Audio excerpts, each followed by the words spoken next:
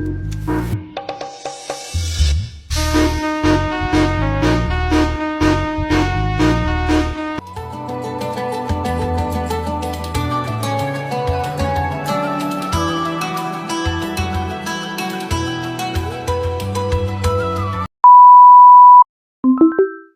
saya akan menjelaskan tentang materi individu, masyarakat, dan proses sosial budaya.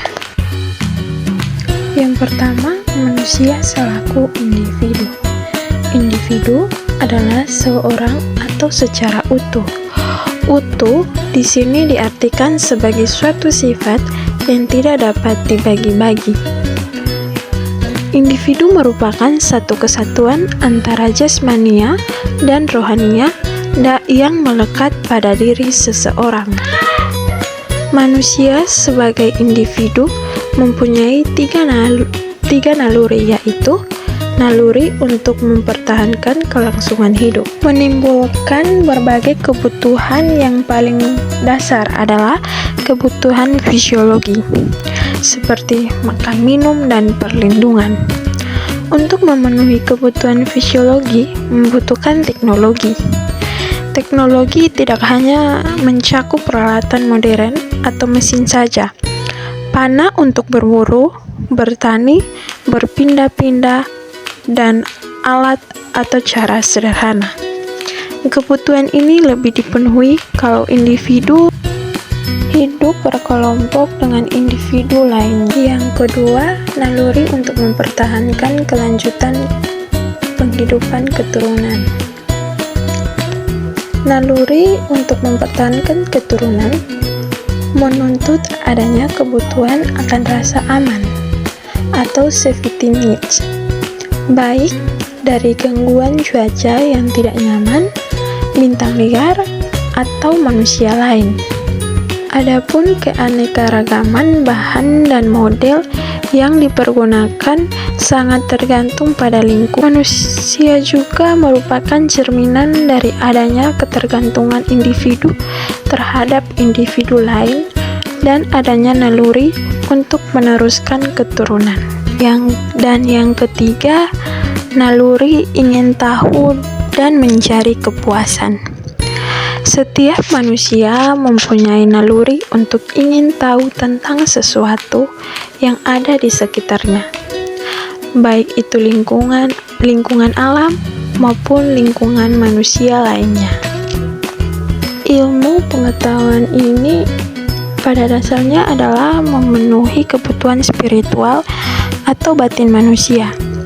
Sedangkan penerapan ilmu pengetahuan dalam bentuk cara atau alat untuk memenuhi kebutuhan manusia disebut teknologi.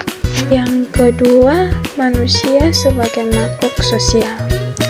Manusia adalah makhluk yang tidak dapat dengan segera menyelesaikan diri dengan lingkungannya. Ia selalu membutuhkan individu lain. Malinowski pada tahun 1994, salah seorang tokoh antropologi dari Polandia menyatakan bahwa ketergantungan individu lain dalam kelompoknya dapat terlihat dari usaha-usaha manusia dalam memenuhi kebutuhan biologis dan kebutuhan sosial yang dilakukan melalui perantaraan kebudayaan.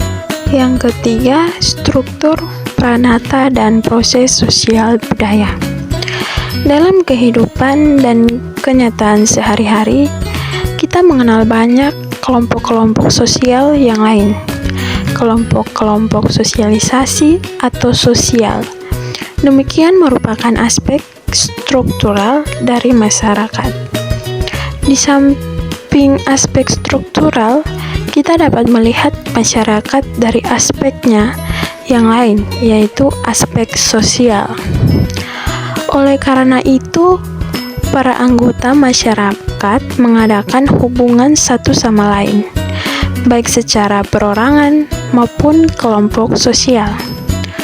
Maka terjadilah perubahan dan perkembangan pada masyarakat. Sebelum hubungan itu mempunyai bentuk yang konkret, yang sesuai dengan nilai-nilai sosial dan budaya masyarakat. Terlebih dahulu terjadi proses sosial yang merupakan timbal balik antara berbagai segi kehidupan bersama.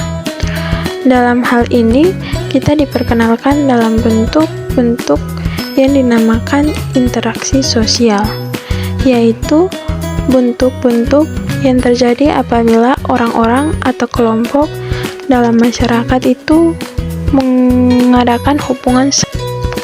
Dan juga ada beberapa ahli sosiologi yang membuat penggolongan yang lebih luas tentang interaksi sosial. Disebutkan adanya dua macam proses sosial yang timbul sebagai akibat adanya interaksi sosial, yaitu proses asosiatif dan proses diasosiatif. Yang keempat, prinsip dasar pemerintahan. Prinsip dasar pemerintahan atau sistem pemerintahan negara yang ditetapkan dalam Undang-Undang Dasar 1945 ialah sebagai berikut. Yang pertama, Indonesia adalah negara yang berdasar atas hukum. Negara Indonesia berdasar atas hukum, tidak berdasar atas kekuasaan belaka. Yang kedua, sistem konstitusional. Pemerintah berdasar atas sistem konstitusi atau hukum dasar, tidak bersifat absoluyame atau kekuasaan yang tidak terbatas. Yang ketiga, kekuasaan negara yang tertinggi di tangan Majelis Permusyawaratan Rakyat. Kedaulatan rakyat dipegang oleh suatu badan bernama Majelis Permusyawaratan Rakyat sebagai penjelma seluruh rakyat Indonesia. Yang keempat, presiden ialah penyelenggaraan pemerintahan negara yang tertinggi di bawah majelis. Di bawah MPR, presiden ialah penyelenggaraan pemerintahan negara yang tertinggi. Yang kelima, presiden bertanggung jawab kepada Dewan Perwakilan Rakyat. Di samping presiden adalah DPR.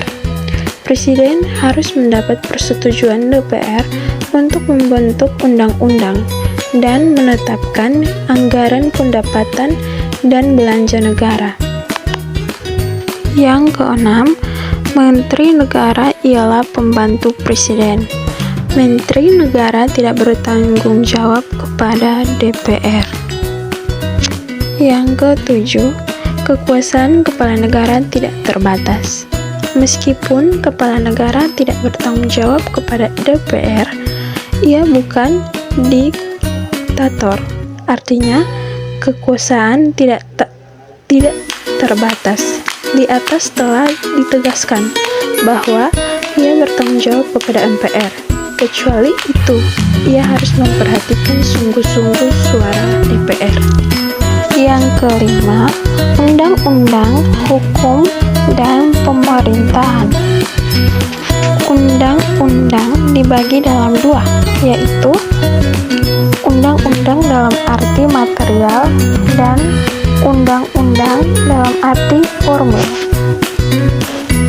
Undang-undang dalam arti material ialah suatu keputusan pemerintah yang mengingat visinya disebut undang-undang, yaitu tiap-tiap keputusan pemerintah yang menetapkan peraturan yang mengikat secara umum, atau dengan perkataan lain, peraturan objektif.